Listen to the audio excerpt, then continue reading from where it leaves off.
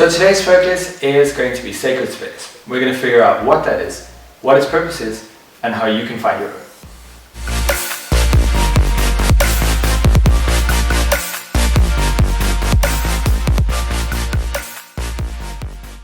A sacred space is somewhere that you can go to, somewhere that you've created in your mind's eye, that lives in your heart, that is private. It's just for you. You can be vulnerable there, you can learn there, you can recover there, and you don't ever have to share that with anyone if you don't want to. It's yours and yours alone. So this is where it gets exciting. Your sacred space can look like anything you could possibly imagine. You can run wild when it gets to this part. It can be a 16th century chateau. It can be a log cabin in an autumn forest in Argentina. It could be, that's a nice one. It could be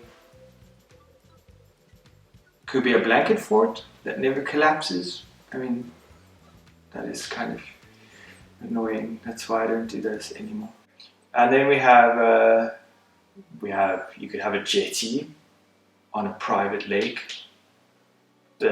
The water is always clear and there's always an abundance of fish and the temperature of the water is always perfect and the sun is at the right angle forever. You could have a bath. It could be as simple as a bath which temperature stays perfect forever and ever.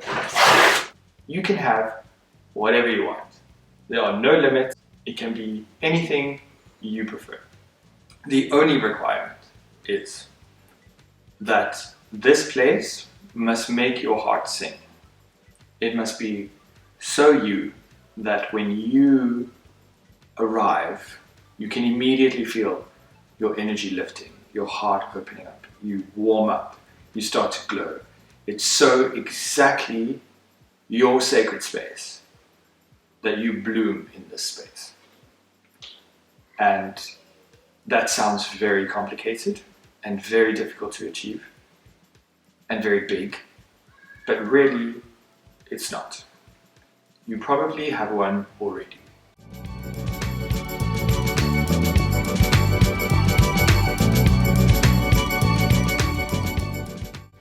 The highlight of today's episode is a very public, private tour of my sacred space.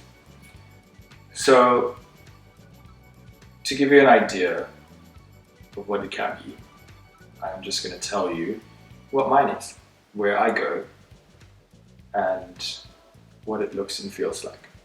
So, mine it's in a valley which is on top of a mountain peak.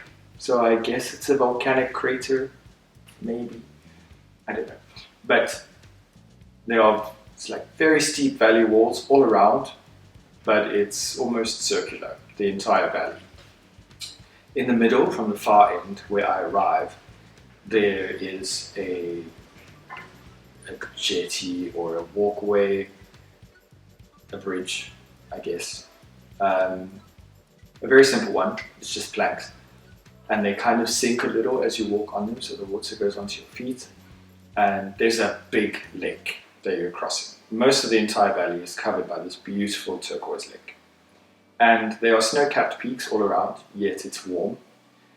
And from that little bridge you walk it's probably about 2 kilometers that you would have to walk. But in my mind's eye, it takes about 30 seconds to get from the beginning of the bridge to the door, which is a nice thing about, sacred space. It bends time and space. It's great. So at the end of the walkway, you'll get to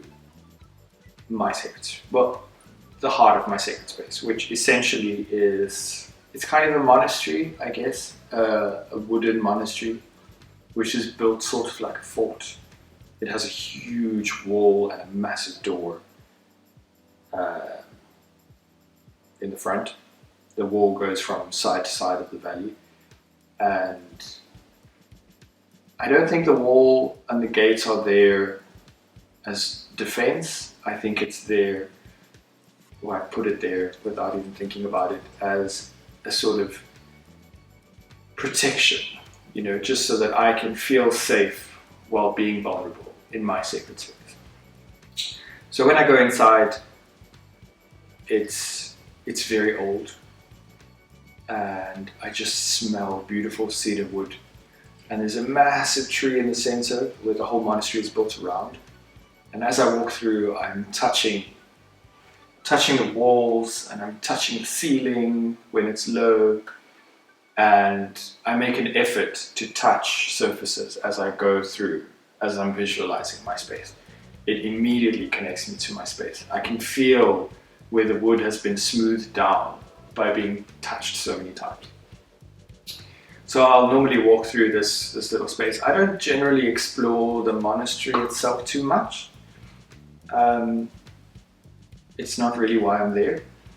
And then there are like little sages, little monks walking around. I never really interact with them, but they're there. And then I walk through, I go out the back, and as I start exiting the back, you can see there's a forest behind the monastery. There's a beautiful green forest, very soft grass. And as I'm walking through the trees, my spirit animals, who pretty much reside there, come and greet me, just make me aware that they're there. And then I'll continue walking until eventually I get to a small clearing, just a nice lush green patch of grass next to a little lake, which is formed by a waterfall. And that's where I normally go and sit and relax and connect. And in my meditation, so I'm already in meditation, I've already closed my eyes physically, I'm now visualizing my sacred space. And in that part of my sacred space, I am now going into meditation. So that for me is like a launch pad. It takes me to the next deeper level of my visualization or my meditation. So the main focus of my sacred space really is that patch of grass next to that little lake with that flowing waterfall. That's where I spend most of my time in my sacred space. So I realize I have taken you on quite a journey there, and chances are a couple of you lost track about halfway. But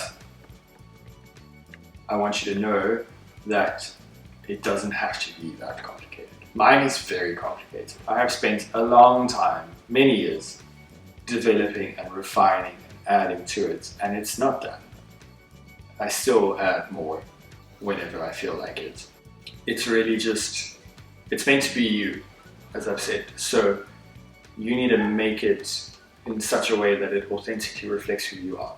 And I am insatiably creative. So that for me feels right. Yours does not need to be nearly as complicated if you don't wish for it to be. Some people are very, very creative people. Some people are more logical minded, so they might find this a little more challenging to create something out of nothing. But I don't want you to worry about that, because you could already have it and you can keep it as simple as you like. You just need to know what makes you happy, what brings you joy, and we'll take it from there. It could just be a nice place for you to just visit and relax. But there's much more to it than that, or at least there can be. So, a sacred space is a place that can bring you just peace and joy. It can also help you recover in small instances, like a bad day. Just go in there, spend some time there, not very long at all, as long as you like. Just connect with that energy. It can help calm you down and can help bring down the frantic energies.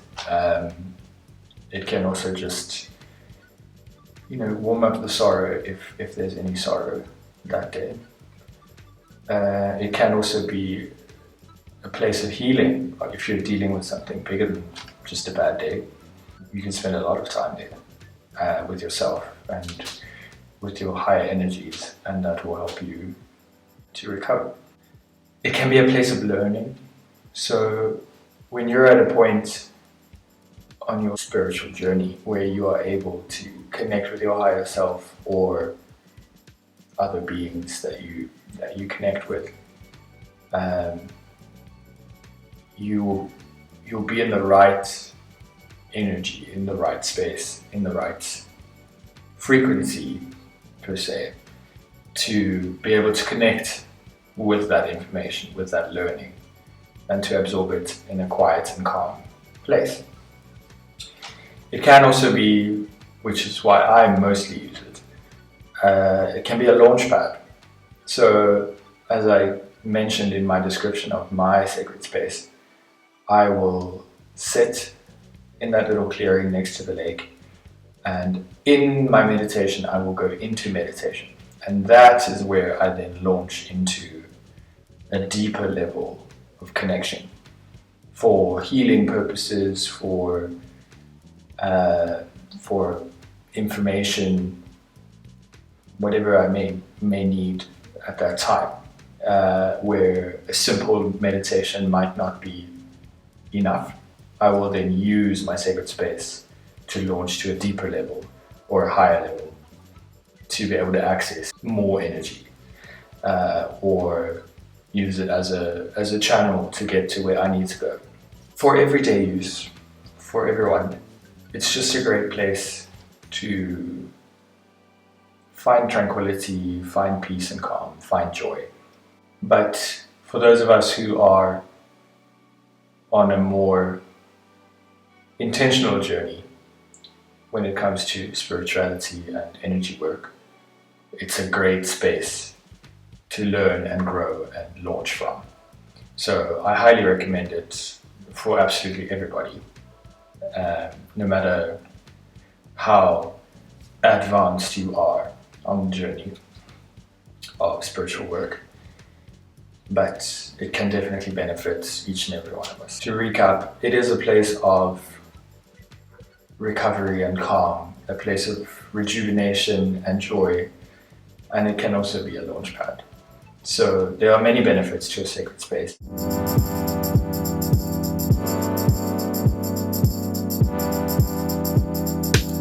So now that we've discussed what a sacred space is, what it looks like, and what its purpose is, I would love to be able to take you on a journey of discovering your own sacred space. For that reason, we have uploaded the guided meditation right over here. And if you enjoyed this video, please like and subscribe. So now that I have shown you, I'm showing shit.